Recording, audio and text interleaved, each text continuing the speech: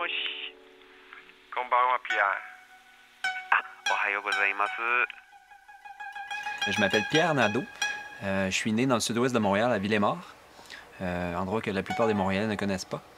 Et j'habite dans un endroit que la plupart des Japonais ne connaissent pas au Japon. Ça s'appelle Shimizu.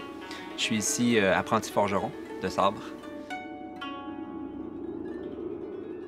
Mon nom est Kinya Ishikawa. Je suis japonais, immigrant ici au Canada depuis 40 ans.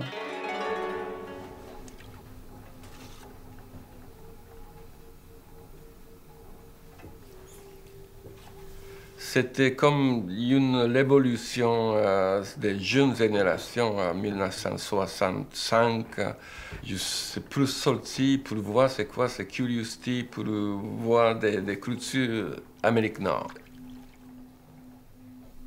Quand c'est arrivé ici, j'aime vraiment apprendre quelque chose. Alors j'essayais de trouver quelque chose de simple, travailler moi-même, autonome. Début, c'était, je découvert la terre. Dans une école, il s'appelle Pottery Barn School. Je ne sais pas si j'ai été appris rapidement que d'autres Québécois, mais je pense que je suis japonais, alors nous, c'est habitué pour toucher des objets. Depuis petite, toujours je touchais.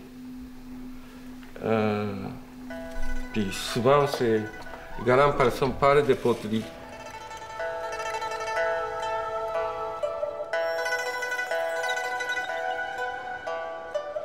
Incroyable. Un Japonais qui va apprendre la poterie au Québec. Moi, j'arrive pas à y croire. Qu'est-ce que vous avez choisi? C'est vraiment c'est profondeur de l'esprit japonais, là.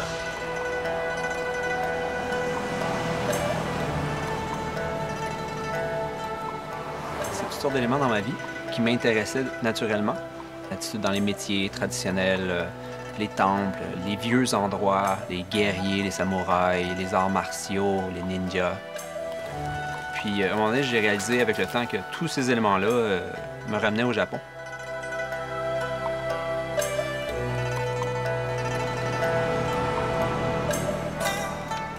À partir de ce moment-là, je me suis mis à m'intéresser plus spécifiquement au Japon. Au moment où j'ai découvert ce métier-là, je savais même pas que les forgerons de sable existaient encore. Moi, je pensais que c'était disparu, en fait. Et déjà là, ça a été un choc. Puis après ça, de considérer moi de devenir apprenti, c'est presque impensable. Il n'y en a pas des apprentis étrangers. C'est un milieu qui est très, très hermétique, même pour les Japonais. J'ai rencontré plein de forgerons. Puis tranquillement, ben, je faisais quelque chose qui est super important au Japon sans même m'en rendre compte, c'est-à-dire de développer des relations. À partir du moment où j'ai découvert ce métier-là, puis du moment où je suis entré comme apprenti, il y a 3 ans exactement qui se sont écoulés.